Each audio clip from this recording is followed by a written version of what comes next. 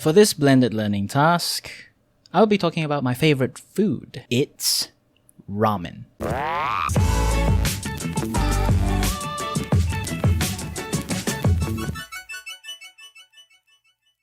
Ramen?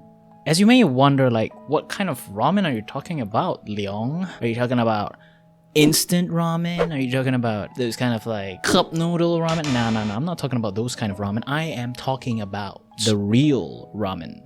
The 12-hour boiling ramen soups, broth ramen. And I have personally prepared one before.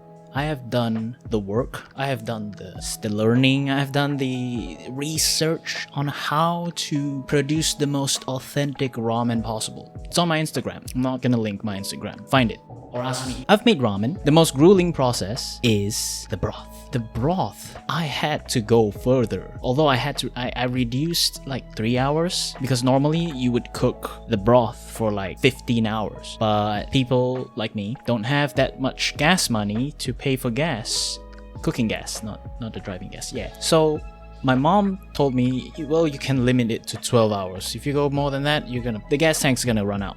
So I said, okay, I'm gonna do a 12-hour broth. So I used pork bones to brew and cook the broth for almost 12 hours, and that was great.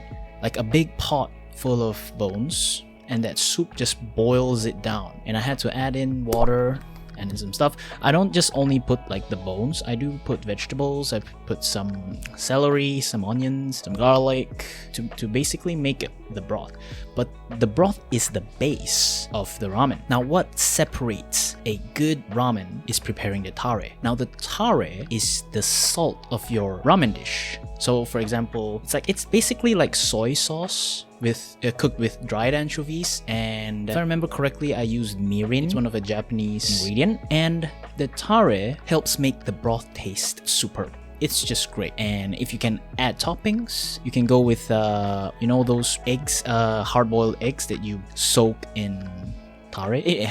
If you soak hard-boiled eggs in tare for almost like overnight, it's gonna taste so good.